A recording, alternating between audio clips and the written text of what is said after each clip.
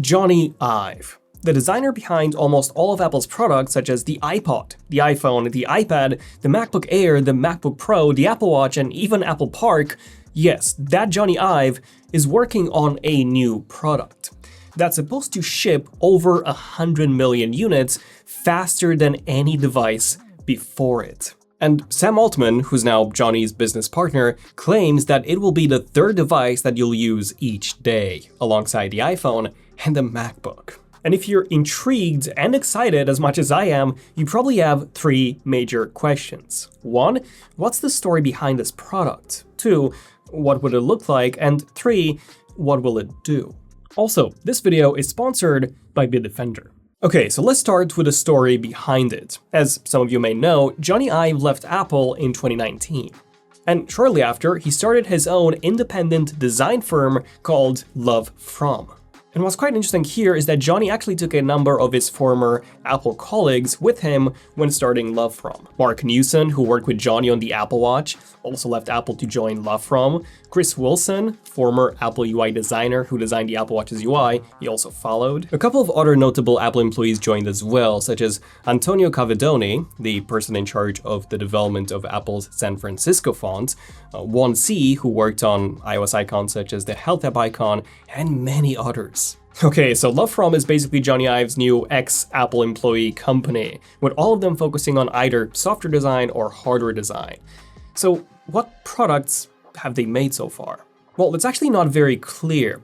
They did have some partnerships with other well-known companies, but as for actual products, they haven't released anything yet. One of these partnerships was actually with Apple, where from late 2019 to 2022, they had a $100 million consulting agreement for various of Apple's designs. They've also worked with Airbnb on designing their app, as well as with Ferrari on some upcoming cars and upcoming Ferrari products. Also, Moncler, a high-end fashion brand, where Jony actually designed a modular jacket for them.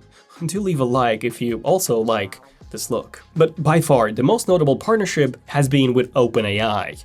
In 2023, it's been reported that Love From was working with OpenAI on a secret new AI device in order to build a new computing experience that would be less socially disruptive than the iPhone, leading to Jony co-founding a new startup called I.O. in 2024, with a bunch of his former Apple employees, like Evans Hankey, who actually replaced Jony as the vice president of industrial design at Apple after his departure. Then Scott Cannon, a former Apple engineer involved in the Mac and iPad development, and Tang Tan, Apple's former vice president of product design, who also worked at Love From with Jony before. And if you've been following the news, you probably know that in late May of 2025, OpenAI officially acquired I.O. for a massive $6.5 billion. They've even released this video to celebrate Jony's and Sam's new partnership, which I do recommend everyone watch. Which means that Jony's entire 50-plus team of designers and engineers who were working with him at I.O. would then merge into OpenAI, with SoftBank being one of their major investors, as well as, guess who? Steve Jobs' widow, Laurene Powell Jobs. Love From would also still exist and operate on its own, with a team that hadn't switched to I.O. before. So that's the story behind Jony's secret new AI product. The new Apple, in a way, built and supported by a lot of Apple's key people. Okay, so earlier I mentioned Bitdefender. As a small business owner myself, I've been trying out their ultimate small business security. Their all-in-one solution to protect your devices, your data, and your digital activity across multiple operating systems. Let me show you how it works. So here's my control panel from where I can see my whole team and the protection status of their devices. If someone hasn't installed Bitdefender Total Security, for example, I'll know right away. My favorite feature though, I can add email addresses and monitor how many potentially dangerous emails we're getting, which would then be automatically grouped inside this folder in Gmail.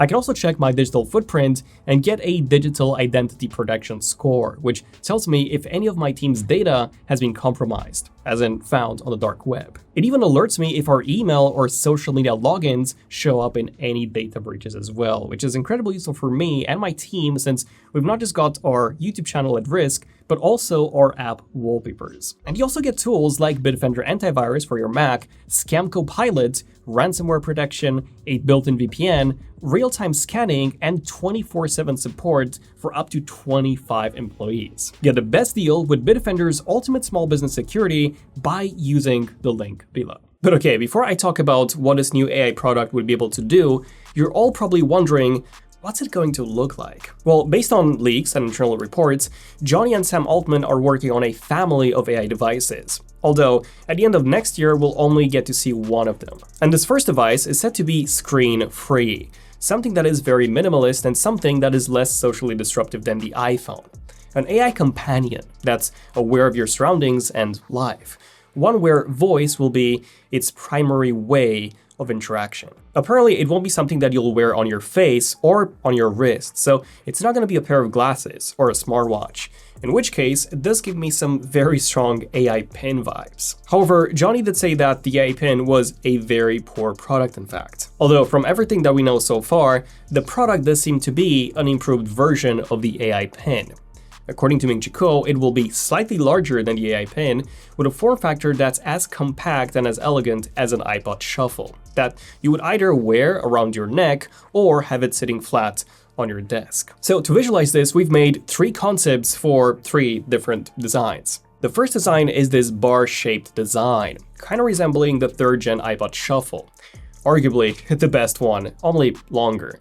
On the front, we gave it 2 cameras, one ultra-wide to be able to map your environment, and then 1 regular lens with a high megapixel count for reading text and making out finer details. And of course, since audio will be the main way of interacting with it, we gave it 4 microphones. 2 on the top and 2 on the bottom for picking up not just your voice, but also your surroundings. We also decided to give it removable covers so that if you ever wanted to change the color of it to match your outfit, you could easily do that thanks to these 4 distinct plates. Do leave a like if you like this look. Charging would be done via USB-C, mostly to keep the manufacturing costs low. More on that later. Now, the second design that we've made is this cylinder shape. The main difference here is that you could have it stand up on a table, which could be useful if you wanted to record video from a meeting, for example. But other than that, it's still got 4 microphones and dual cameras. In this case, the cameras are both standard lenses that have a wider field of view, and then the footage would be merged into one ultra-wide footage. And yeah, we still have 1 USB-C port at the bottom for charging. Whereas our third design, the Puck, is a bit more unique, you could say. It's got a smallest footprint with the same cameras as the bar design, so 1 regular and 1 ultra-wide. Also with 4 microphones, only this time with wireless charging support as well. Personally, I would go with the bar design as I think that's the most stylish and also the most Jony Ive approach, especially if it's said to look similar to an iPod Shuffle, but do let me know which one you guys prefer as well. Of course, these are just our concepts. Still, I would say that the bar design is probably going to be the closest, at least based on the leaks that we've seen so far. Which brings me to the ultimate and probably the most important question.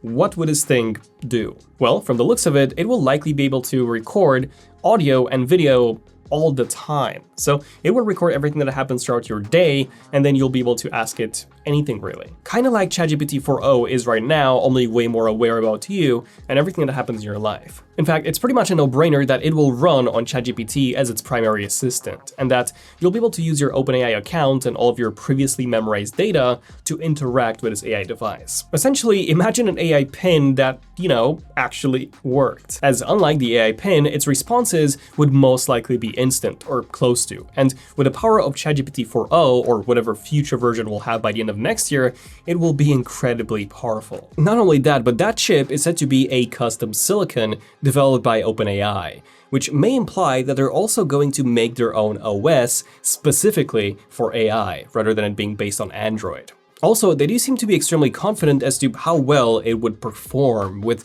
Altman saying that they do plan on shipping 100 million units faster than any product in history. Now, that's a very bold claim, which will be fully dependent on how good the product is and also on its price.